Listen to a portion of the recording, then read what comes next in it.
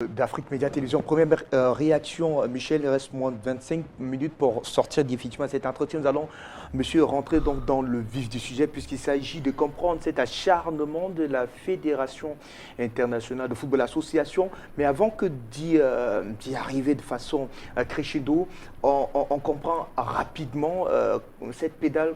Est-ce qu'on comprend cette pédale douce, bien évidemment piloté par Madame Céline Eko dans cet extrait? Bon, je ne sais pas ce que vous entendez par pédale douce, je ne sais pas si je saisis bien votre question. Je note tout simplement que c'est une présidente, c'est une personnalité sportive qui maîtrise bien son sujet, qui vient de passer, n'est-ce pas, à l'antenne.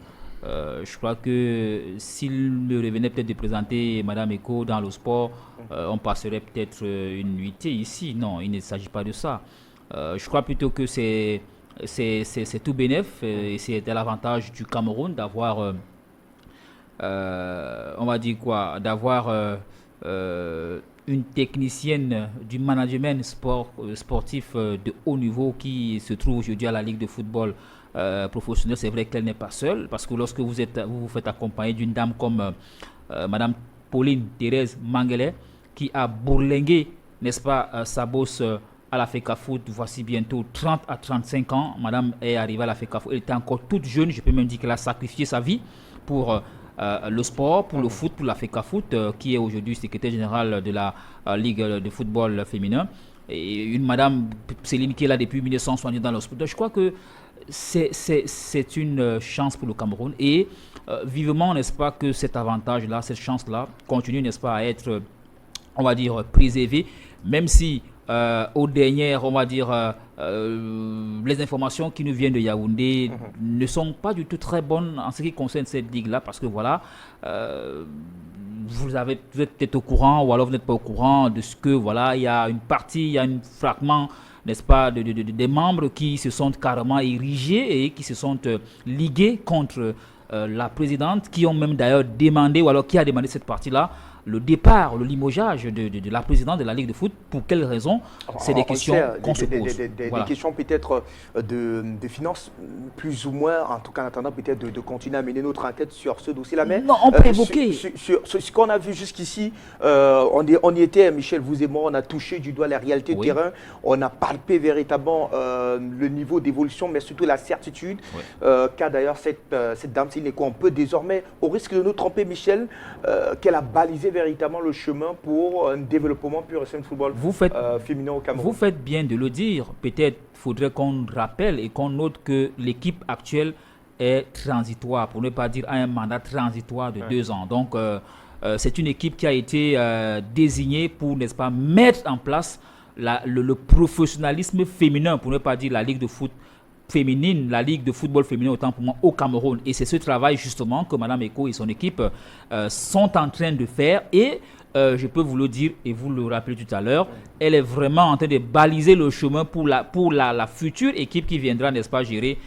cette ligue-là. C'est pas donné, c'est pas osé. Je pense que la FECAFOOT a fait le bon choix parce que mettre à la tête, n'est-ce pas, de cette ligue une personne qui n'a pas faim, permettez l'expression, qui n'en vit pas, qui ne demande pas, plutôt qui donne, je crois que c'est un avantage. Et c'est pas né d'aujourd'hui. Madame a toujours, partout où elle est passée, que ce soit en club ou même à la fédération. Je rappelle qu'elle est quand même 3e vice-présidente de la FECAFOOT. Donc, je pense que la prochaine équipe de la Ligue qui viendra n'aura pas vraiment trop à travailler. Elle va presque pratiquement trouver tout, n'est-ce pas, sur le terrain, et elle n'aura qu'à rouler, permettez l'expression, comme sur des rouleaux. Donc, moi, je pense que c'est une chance pour le Cameroun, c'est une chance pour le football féminin camerounais qui est désormais professionnel depuis 1 an. Et je rappelle que le Cameroun est l'un des rares pays en Afrique subsaharienne qui, n'est-ce pas, a à son sein, ou alors sa fédération a à son sein, une ligue de football professionnel qui fonctionne désormais à merveille. Vous étiez à Yaoundé, vous avez vu comment est-ce que le conseil d'administration s'est déroulé. Les résolutions en parlent d'elles-mêmes. Vraiment, je n'ai pas assez de mots pour pouvoir commenter. On dirait peut-être que je suis le communicateur de la Ligue, que Néni, pour emprunter, n'est-ce pas, l'expression de M. Emmanuel Marop. Donc voilà, c'est un reporter qui a vu, qui a senti et qui parle ce soir et qui a touché du bout du doigt, n'est-ce pas, certaines qualités. En tout cas, on va bien évidemment nous accompagne ce mouvement. Mais une réaction quand même d'elle, de Mme Sénéco, Emmanuel, tout à l'heure, eh bien, j'en perds un tout petit peu mon latin. Michel le soulignait, revenant effectivement sur ce qui est d'ailleurs bien évidemment de notre débat de ce soir, autour de cette annulation d'édition de 2020. Elle a revenu lentement, elle qui est d'ailleurs avec les dames au quotidien, pour rassurer davantage de ce que ça a été d'abord une mauvaise interprétation de cette décision du COMEX qui est pour elle d'ailleurs salutaire, et est sortie d'ailleurs en nous rassurant que les filles sont revenues à la normale. C'était une réaction inopinée, une réaction de passionnés, et voilà, on se prépare désormais pour l'avenir. Une telle sortie d'une dame qui a véritablement de la hauteur en ce qui concerne le football féminin, quand elle s'exprime en ces mots, on peut très mal comprendre, bien évidemment, le courroux, alors le marteau qui vient d'ailleurs. Oui, avant ça, permettez-moi quand même de faire une observation. Au-delà de sa beauté physique, j'ai noté les beautés spirituelles, morales et mentales. Donc quand je l'ai dit, convenez avec moi que c'est une personne qui est technocrate de l'administration du football. Voilà, Michel a rappelé son pédigré.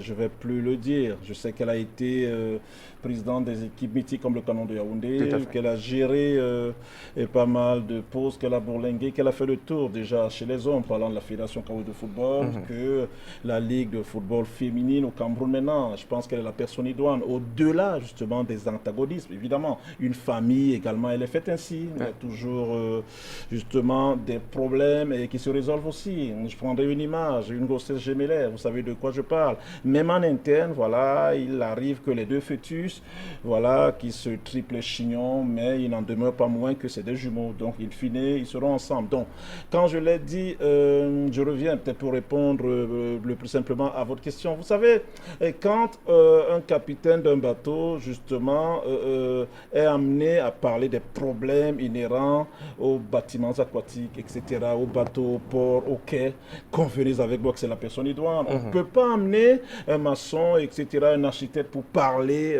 des problèmes inhérents à la marine. Et ça veut donc dire que Mme Céline Eko, qu'elle tienne ce genre de propos, elle les tient en connaissance de cause, parce qu'elle est technocrate. On en a parlé ici. Et heureusement qu'en off maintenant, Michel nous faisait remarquer qu'à chaque fois qu'il nous échoit l'honneur d'être sur ce plateau, on dit des choses généralement qui me semblent prémonitoires. Et généralement, ça se passe ainsi. Lorsque la CAF parle au COMEX, justement, on a rappelé d'ailleurs que les membres du comité exécutif n'étaient pas des misogynes.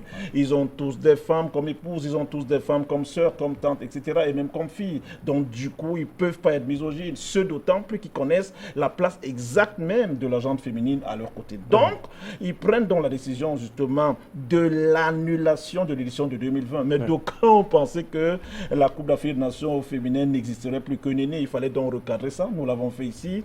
Et Mme Céline Eko est revenue dessus. Il était tout à fait... C'est légitime en réalité. Elle l'a rappelé que pour une athlète camerounaise, etc., nigériane, qui sache, qui sait qu'elle va dans 3 ou 4 mois se produire dans le cadre d'une CAN et qu'on lui annonce qu'elle est annulée, il est évident qu'elle s'était projetée dessus. Et du coup, elle en prend un coup. Mais après, elle revient au meilleur sentiment, après que les explications aient été claires. Donc, Mme Céline Eko, là-dessus, elle s'est prononcée à juste titre, en connaissance de cause. Et voilà, il en ressort que la CAN n'est jamais annulée définitivement. C'est-à-dire que l'édition de 2020, CAN féminine, j'entends pas.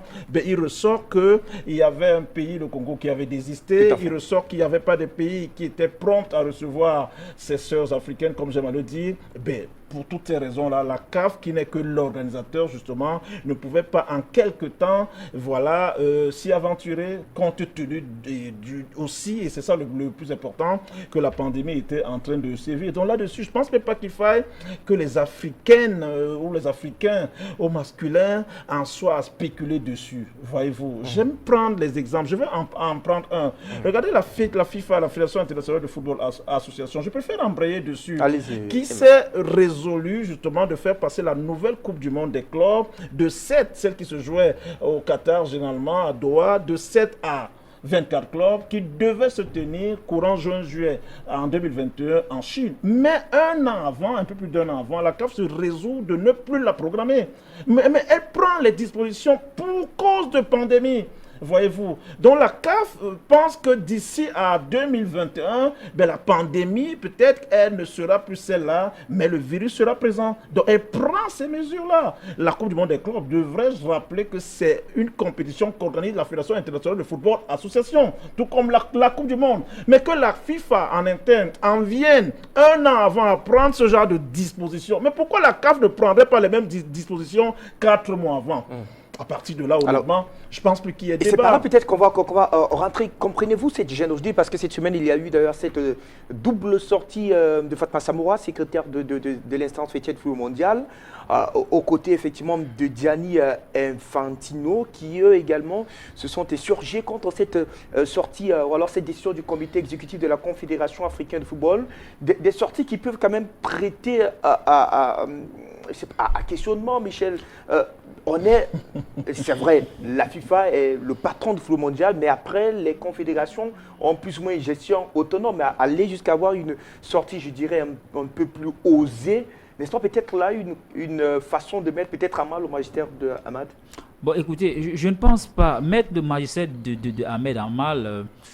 Ça dépend de ce qu'on fait comme interprétation. Voilà, la FIFA a le droit, n'est-ce pas, de se prononcer ou pas sur une question.